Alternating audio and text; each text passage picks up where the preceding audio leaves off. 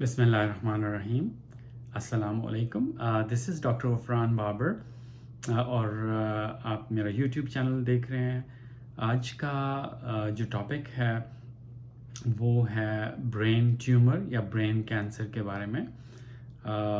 تو پلیز یہ ویڈیو آخر تک دیکھیے and please like and subscribe to my channel. Thank you. So brain tumour یا برین کا کینسر جو یہ لفظ ہے بہت خطرناک ہے اور it really has deep impact on the family. جس بھی خاندان میں یہ ڈائگنوز ہو جائے کسی بچے کو، بڑے کو یا بوڑھے کو، تو اس کا ایک خوف بھی ہے اور یہ تاثر پایا جاتا ہے کہ شاید یہ کینسر جو ہے اس کی کوئی ٹریٹمنٹ نہیں ہے. کسی بھی بیماری کی تشخیص جتنی جلدی ہوگی اتنا آسان اور کامیاب علاج جو ہے وہ پاسبل ہوگا. تو آج کے اس ویڈیو میں ہم برین ٹیومر کو ڈیفائن کریں گے، اس کی ٹائپس اور اس کے گریڈنگ سسٹم کو پڑھیں گے، اس کی کون سی قسمیں ہیں، رسک فیکٹرز کون سے ہیں، کن لوگوں میں ہو سکتے ہیں، کس طرح اس کی پریزنٹیشن ہوتی ہے، کیسے یہ اپنے آپ کو ظاہر کرتا ہے، اس کو ڈائگنوز کیسے کیا جا سکتا ہے، اس کی ٹریٹمنٹ کیسے ہو سکتی ہے، اور اس کا سپورٹیو کیئر فیملی کے لیے کیا ہوگی، پیشنٹ کے لیے کیا ہوگی، اور پھر ریہیب کیسے ہوگی. تو برین جو سٹرکچر ہے دماغ ہمارا وہ اسکل یعنی کہ ہماری کھوپڑی کے اندر موجود ہے، اور دماغ کے اندر جو ہے وہ کیویٹیز ہیں جنہیں ہم وینٹریکلز کہتے ہیں، جس کے اندر سے ایک فلوئڈ یا پانی کی طرح کا ایک لیکوڈ فلو کرتا ہے جس کو ہم سیریبرو اسپائنل فلوئڈ کہتے ہیں. اور برین کے ارد گرد جھلیاں ہوتی ہیں جو کہ تین ہیں، جس میں پایا میٹر جو برین کے ساتھ ہوتی ہے، اریکنوئڈ جو درمیان میں، اور ڈیورا میٹر جو کہ ہماری کھوپڑی کے اندر والی طرف یعنی اسکل کے اوپر، اور اسکل ہوتی ہے اور پھر اس کے باہر جو ہے وہ اسکن اور مسلز ہیں. اور برین اٹ سیلف اس اسکل کے علاوہ نیچے جو ہے وہ کنٹینیو کرتا ہے برین سٹیم میں، اور برین سٹیم کنٹینیو کرتا ہے اسپائنل کارڈ یعنی ہمارے حرام مغز اور ریڑھ کی ہڈی میں جو موجود ہوتا ہے. اور depending upon the location of the brain tumour کہ برین ٹیومر کہاں پہ موجود ہے، اس کے مطابق اس کے افیکٹس ظاہر ہوتے ہیں، اور جتنی جلدی ان افیکٹس کو پک کیا جائے اتنی جلدی کینسر کا ڈائگنوزز ہو سکتا ہے.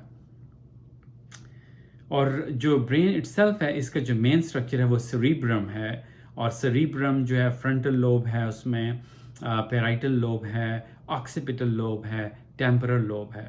اور آکسیپیٹل لوب جو ہے اس کے نیچے ایک سٹرکچر ہوتا ہے اسے کہتے ہیں سیریبیلم. اور برین کے نیچے جو ہے وہ برین سٹیم ہے جس سے اوپر ڈائنسیفلون ہے، مڈ برین ہے، پھر پونز، میڈیولا اوبلونگیٹا، اور اس کے نیچے اسپائنل کارڈ. اور برین ٹیومر ہمارے جسم کے اندر جو خلیے ہیں وہ ہر جگہ موجود ہیں. برین سیلز بھی ہیں، جو ارد گرد کی جھلیاں ہیں، پایا میٹر، اریکنوئڈ اور ڈیورا میٹر، ان کے اندر بھی سیلز ہیں. تو کہیں پہ یہ سیلز جو ہیں وہ یوزلی کنٹینیوسلی ڈیوائڈ کر رہے ہوتے ہیں، اور کوئی ایک سیل جو ایب نارمل ہوتا ہے، باغی سیل ہوتا ہے، وہ آؤٹ آف کنٹرول ہو جاتا ہے اور وہ ڈیوائڈ کرنا شروع ہو جاتا ہے، اپنے جیسے بہت سارے باغی سیلز کو جنم دیتا ہے. اور وہ ایب نارمل یا باغی یا جو آؤٹ آف کنٹرول قسم کے سیلز ہوتے ہیں وہ ریپڈلی ڈیوائڈنگ ہوتے ہیں، ریپڈلی گروئنگ ہوتے ہیں، اور جب ان کا سائز بڑھتا ہے تو برین کیونکہ اسکل کے اندر ہے اور اسکل ایک ریجڈ ہے، وہ گرو نہیں کرتی، تو یہ اپنا افیکٹ جو ہے نیبرنگ سٹرکچرز کے اوپر، یہ ٹیومر جو ہے جو کہ بال کی طرح ہو سکتا ہے. اور ٹیومر کا ورڈ یا کینسر کا ورڈ کریب سے لیا گیا، اور کریب کا مطلب یہ ہوتا ہے کہ وہ ایک سینٹرل باڈی ہوتی ہے اور اس کے کلاز ہوتے ہیں جو کہ چاروں طرف پھیلتے ہیں. تو اسی طرح سے یہ ٹیومر جو ہے لوکل افیکٹ کاز کرے گا، اور جب لوکل افیکٹ کاز کرے گا وہ پریشر کے فلو کو obstruct کرے گا. اگر برین کا جو مختلف پورشن ہے ان کے مختلف فنکشنز ہیں جب ان کو کمپریس کرے گا, ان کو دبائے گا, تو برین کا وہ فنکشن جو ہے وہ اثر انداز ہوگا اور امپیئرڈ ہوگا, جس کی وجہ سے پیشنٹ جو ہے ان پریزنٹیشنز کے ساتھ present karega. So degree of suspicion is very, very, very important for a physician to diagnose it on time so that the diagnosis does not get delayed.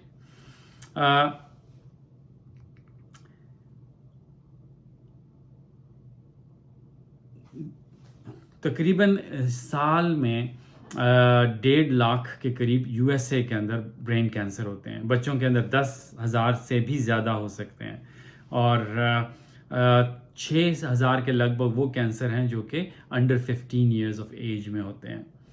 So brain tumour typically 2 distinct age groups میں ہوتا ہے, یا بچوں میں under 15 یا adults میں 5th to 2nd decade. اور most cancers happen as we age because the cell division, جو سیل کی تقسیم ہے, there is a higher chance that it may become dysregulated or an abnormal cell continues to divide to form a tumor or a cancer.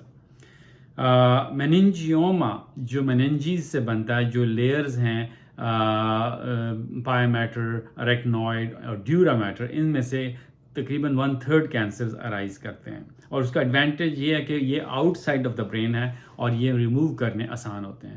اس کے علاوہ ملیگننٹ tumour جو ہے گلائیوبلاسٹوما ملٹائفارمی, وہ 17% of adult cancers میں ہے.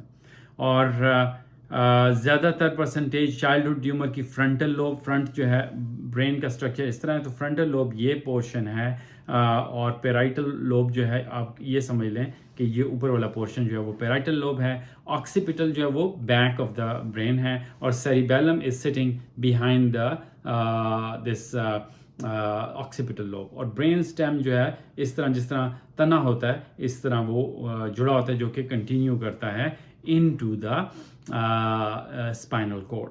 اور 16% of tumors are in cerebellum and 11% are in the brain stem. So glioblastoma multiforme جو ہے سیکنڈ کامنسٹ ٹیومر ہے. The commonest is meningioma, جو برین کی گرجھلی ہوتی ہے 3, ان میں سے ہو سکتا ہے. ایسٹروسائٹوما 16%, پچیٹری جو کہ ہمارا میسٹر گلینڈ ہے 8%, نرو شیٹس جو نرو نکلتی ہیں برین سے 12 cranial nerves, ان میں 6 to 7% ہو سکتا ہے. اور باقی تمام اسٹرکچر سے 23% آف ٹیومرز ارائز ہو سکتے ہیں. تو commonest is meningioma, second is rest of the group, and third is the glioblastoma, but the glioblastoma multiforme is the commonest malignant tumor. Meningioma may be a benign tumor. Benign سے مراد یہ ہوتی ہے کہ وہ locally ہوتا ہے aggressive اور میٹاسٹاسائز ایک جگہ سے دوسری جگہ اسپریڈ نہیں کرتا, جبکہ میٹاسٹیٹک فارم گلائیوبلاسٹوما ملٹائفارمی برین کے دوسری اسٹرکچرز میں بھی اسپریڈ کرے گا. WHO نے سب سے پہلے کلاسیفیکیشن دی تھی 1979 میں, اور اس میں انہوں نے پرائمری برین ٹیومرز جو کہ برین کے اندر سے ارائز کرتے ہیں, اور سیکنڈری برین ٹیومرز جو کہ برین کے باہر سے آ کے وہاں پہ آ جاتے ہیں, وہ یہ 2 جو بڑی کلاسیفیکیشنز دی تھی. اور بینائن وہ ہیں جو کہ لوکلی اسپریڈ کرتے ہیں, اور ملیگننٹ وہ جو ہوتے ہیں اپنی لوکل لوکیشن سے باقی جگہوں پہ بھی جا سکتے ہیں.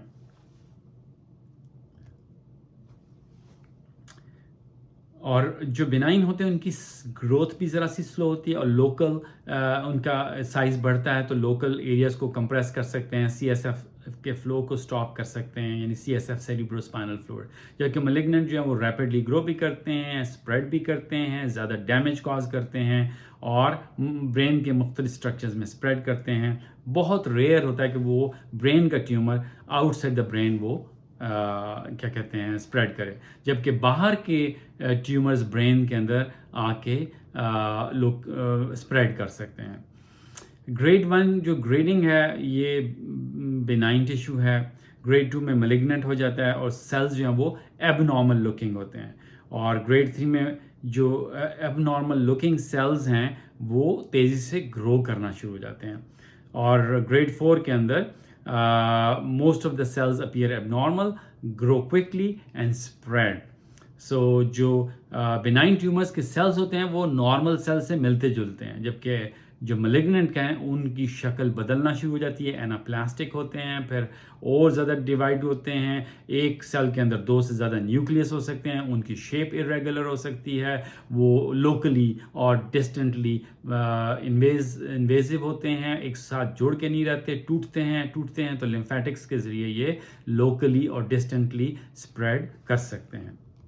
लेकिन ब्रेन ट्यूमर ज़्यादातर जो malignant हैं कम होता है कि वो ब्रेन से बाहर मेटास्टेसाइज करें.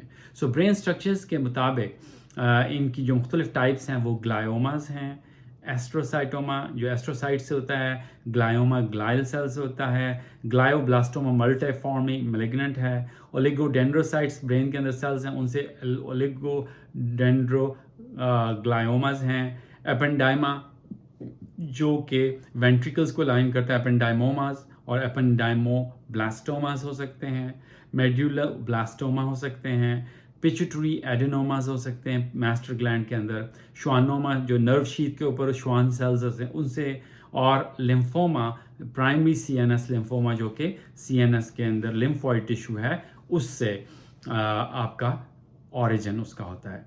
सो कंडीशन के अंदर ये है कि in the beginning people are able to work function normally, there usually no complaints and this time the tumour size is small, probably maybe a little bit of headaches. So that is the point where if you can pick it sooner, the diagnosis is easier, is quicker, is easier, and treatment is in fact easier. तो जो second में ये होता है कि उनका आहिस्ता सा साइज़ बढ़ता है, उसके बहुत ज़्यादा सिम्टम्स हेडेक्स और लोकल कंप्रेसिव इफेक्ट्स आना शुरू हो जाते हैं, और जो थर्ड है उसमें एडवांस डिजीज़ है और पेशेंट जो है वो अपना ख्याल भी नहीं रख सकता और disease is rapidly progressing. 1/3 of the brain के अंदर जो मेटास्टेसिस है, जो ट्यूमर्स आते हैं वो आते हैं लंग से. इसके अलावा लंग्स के बाद ब्रेस्ट का कैंसर, स्किन का कैंसर, हमारी इंटेस्टाइन्स, जीआई ट्रैक्ट का कैंसर और किडनी का कैंसर जो है वो ब्रेन में आ सकता है. 80% जो ट्यूमर्स हैं वो सेरेब्रल हेमिस्फेयर में और 20% पोस्टीरियर फोसा में वो लॉज करेंगे ये मेटास्टेटिक कैंसर्स, जो कि तकरीबन 1/3 ऑफ द ब्रेन कैंसर्स जो हैं वो मेटास्टेटिक हैं, यानी दूसरी जगह से आके ब्रेन के अंदर वो आबाद हो गए हैं. और जब तक कि लोब का ताल्लुक है, जो फ्रंट ऑफ द ब्रेन है, जो फ्रंटल लोब है ये वाला, is the most common site. Average survival with the treatment is about 6 months but varies widely by the extent of other metastatic systemic disease, जो कि अगर मेटास्टेटिक ट्यूमर ब्रेन के अंदर आ गया है तो इसका मतलब है कि जब यहाँ ब्रेन तक पहुँच आया तो वो ट्यूमर बॉडी के अंदर ऑल ओवर स्प्रेड हो चुका है. तो वो लोग 6 मंथ्स तक ज़िंदा रहते हैं, क्योंकि ब्रेन जब तक पहुँच गया तो लास्ट फ्रंटियर है, यहाँ पे पहुँचा है तो इसका मतलब बहुत ज़्यादा ब्रेन जो प्राइमरी ट्यूमर है, चाहे वो इंटेस्टाइन का है, लंग्स का है, ब्रेस्ट का है, किडनीज़ का है, बहुत ज़्यादा स्प्रेड कर चुका है. तो रिस्क फैक्टर्स क्या हैं जी ट्यूमर्स के और कैंसर्स के? आयनाइजिंग रेडिएशन, सो जो न्यूक्लियर रेडिएशंस हैं वो अगर आप उन पे एक्सपोज हो गए हैं तो ख़ास तौर पे मेनिंजियम और ग्लायोमा, चाहे वो एक्सटर्नल आयनाइजिंग रेडिएशंस हैं. Family history is a big plus, अगर फैमिली के अंदर कैंसर्स हैं तो उन लोगों में ब्रेन कैंसर हो सकता है.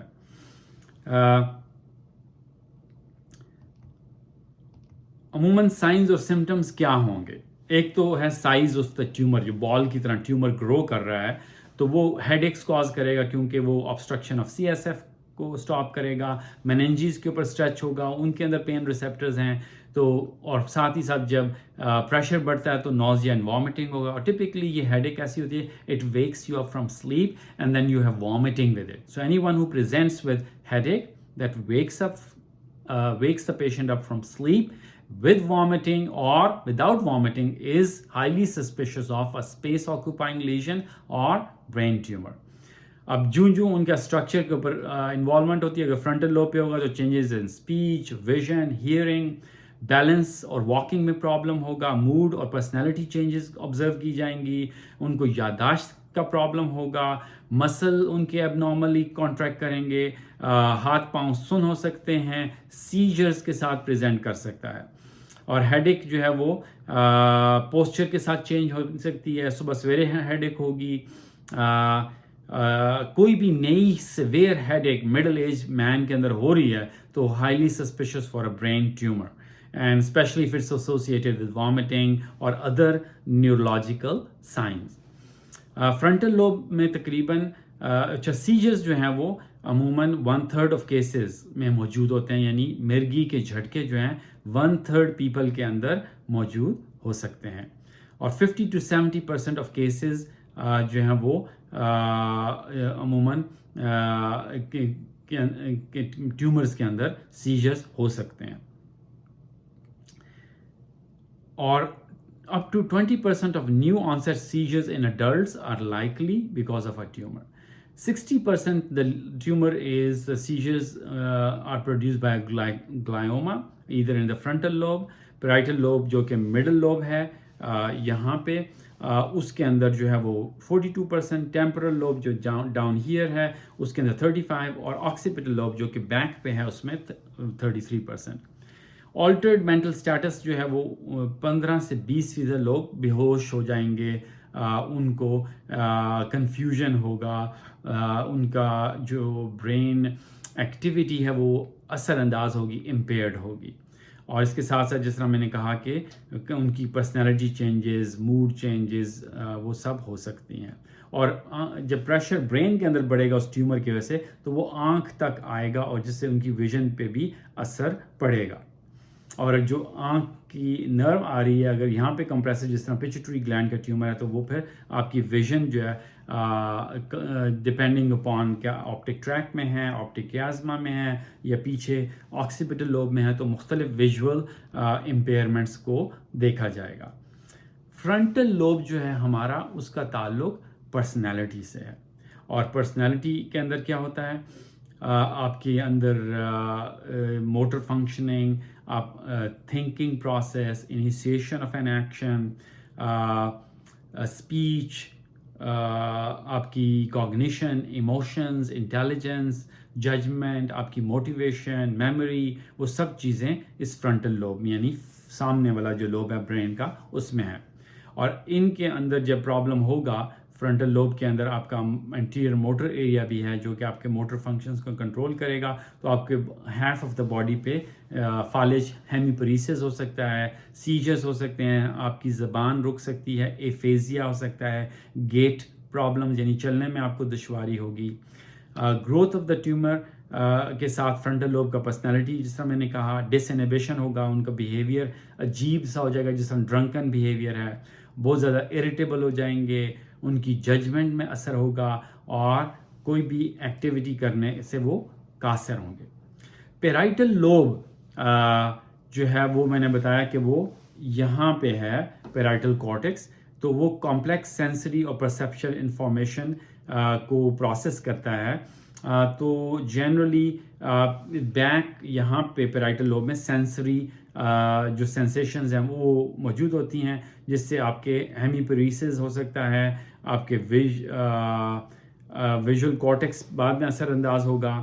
زبان جو ہے ایفیزیا ہو سکتا ہے اگر ڈومیننٹ پیرائٹل لوب ہے، اگر آپ رائٹ ہینڈیڈ ہیں اور آپ کا رائٹ برین ڈومیننٹ ہے تو ایفیزیا یعنی آپ کے بولنے کی ایبلٹی جو ہے وہ ختم ہو جائے گی. اور اگر نان ڈومیننٹ ہے لیفٹ سائڈ کا، اگر آپ رائٹ ہینڈیڈ ہیں تو لیفٹ سائڈ آپ کی نان ڈومیننٹ ہے تو اس میں آپ کی کانٹرا لیٹرل نیگلیکٹ، دوسری سائڈ کو آپ نیگلیکٹ کریں گے، آپ کی اویئرنیس میں کمی واقع ہوگی اور آپ کے جو ہوش ہے وہ بھی اثر انداز ہوگا. آکسیپیٹل لوب جو کہ بیک آف دا برین یہاں پہ موجود ہے، یہ زیادہ تر آئی کے ساتھ اس کا تعلق ہے. آئی موومنٹ، ہومونومس ہیمینوپیا ہوگا کہ آپ کی سیم ویژول فیلڈ جو ہے وہ افیکٹڈ ہوگی. پیرائٹو آکسیپیٹل جنکشن پہ ہوگا تو آپ کو چیزیں آپ دیکھ سکیں گے، ان کو بتا نہیں سکیں گے، آپ صحیح طرح لکھ نہیں سکیں گے. بائیلیٹرل ٹیومر میں آپ کی کارٹیکل بلائنڈنس بھی ہو سکتی ہے اگر بوتھ سائڈز پہ آکسیپیٹل لوبز میں ٹیومر ہے. टेम्पोरल लोब जो कि यहाँ पे मौजूद है, ये क्या करता है जी, ये हमारा ऑडिटरी एंड लिम्बिक प्रोसेसिंग है, आपके सुनने का प्रोसेस होता है।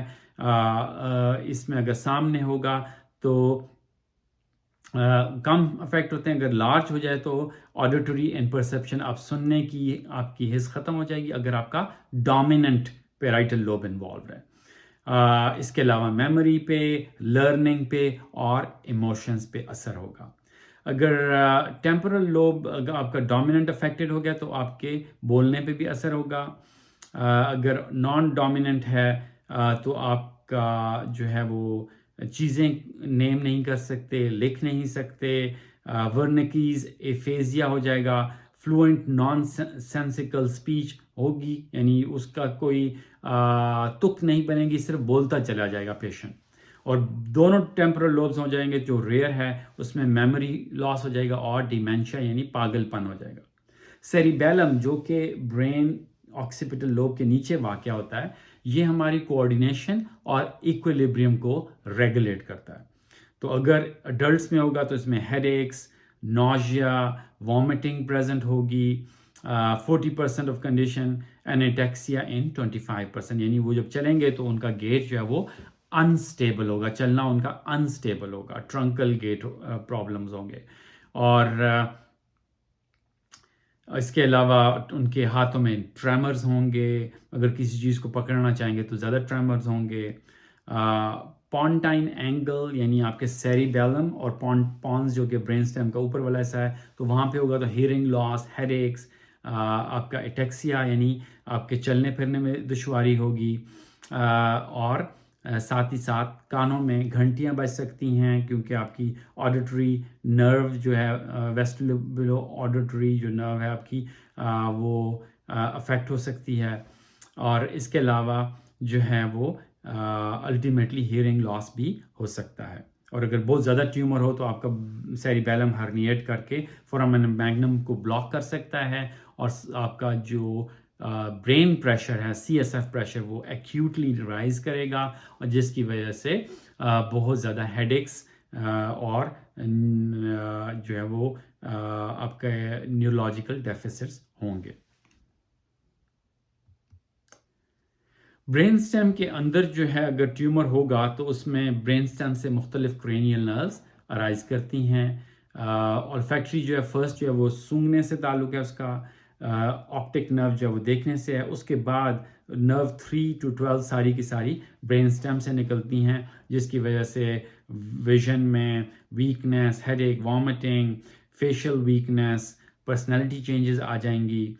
आप ऊपर नहीं देख सकेंगे, लॉस ऑफ अपवर्ड गेज ख़त्म हो जाएगा, और हमारे जो वाइटल सेंटर्स हैं वो ब्रेन स्टेम के अंदर हैं, जिसकी वजह से सांस लेने में दुश्वारी होगी, और ब्लड प्रेशर कम होगा, और सिनकपी यानी बेहोशी के असरात भी हो सकते हैं। और डिपेंडिंग अपॉन कौन सी क्रेनियल नर्व इन्वॉल्व है उसके अफेक्ट होंगे। थर्ड फोर्थ जो है वो विजन को डिप्लोपिया होगा, फिफ्थ क्रेनियल नर्व जो है वो फेशियल वीकनेस होगी, और जो है वो अगर पिट्यूटरी ग्लैंड इन्वॉल्व है तो हार्मोनल प्रॉब्लम्स हो जाएंगे। पिट्यूटरी ग्लैंड जो है वो बेस ऑफ द ब्रेन पे है, तो वो सारे के सारे हार्मोन्स, ग्रोथ हार्मोन को प्रोड्यूस करता है, LH-FSH जो कि आपकी ओवरीज और टेस्टिस को कंट्रोल करते हैं, थायराइड TSH जो कि थायराइड का कंट्रोल करता है, ACTH जो कि आपके एड्रीनल ग्लैंड को कंट्रोल करता है, एंटी डायूरेटिक हार्मोन जो कि आपके किडनीज से वाटर को रीअब्जॉर्ब करता है, प्रोलैक्टिन जो लैक्टेशन में हेल्प करता है, ऑक्सीटोसिन जो कि प्रेगनेंसी में हेल्प करता है। तो ये सारे हार्मोन्स जो वो अफेक्ट होंगे। So depending upon wherever the lesion is, there will be different types of effects which will be produced. हम इस वीडियो को दो हिस्सों में डिवाइड करेंगे। तो अभी let's recap what could happen in different brain structures wherever the tumor is.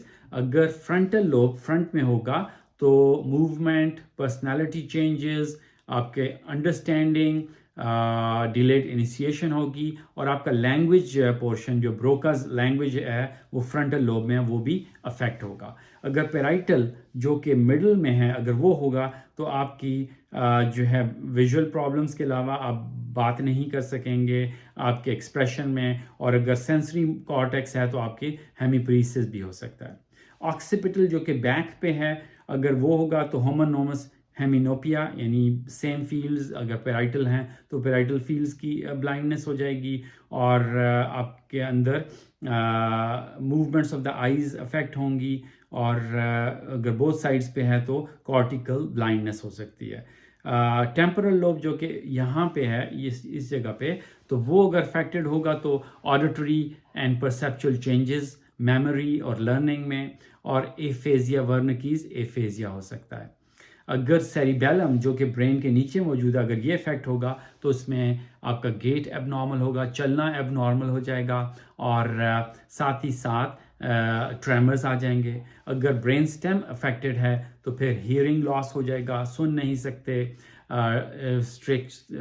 کانوں میں گھنٹیاں بج سکتی ہیں, چکر آ سکتے ہیں, ڈیزینس, فیشیل نرو پالسی. سو برین نروز جو 3rd to 12th ہیں, 3rd 4th جو آئی کو 5th فیس کو سپلائی کرتی ہے, 6 بھی آئی کو سپلائی کرتی ہے, 7 جو ہے فیس کو سپلائی کرتی ہے موٹر فنکشن کے لیے, 8 جو ہے وہ کان کے لیے ہے, 9 10 11 جو ہے ماؤتھ اور back of the throat, and 12 بھی ٹنگ کو آپ کے سپلائی کرے گی کرینیل نرو. تو وہ ساری کی ساری کرینیل نرو جو ہیں وہ امپیئرڈ ہوتی ہیں. تو یہاں تک ہم نے پڑھا کہ ٹیومر جو ہے وہ کیا ہوتا ہے, اس کے کازز کیا ہیں, اس کے کلینکل پریزنٹیشن کے سائنس کہاں سے ہیں برین ٹیومر کے, برین کینسر کے, اور مختلف ایریاز آف دا برین میں اگر ٹیومر ہوگا تو وہ مختلف قسم کے اثرات ظاہر کرے گا.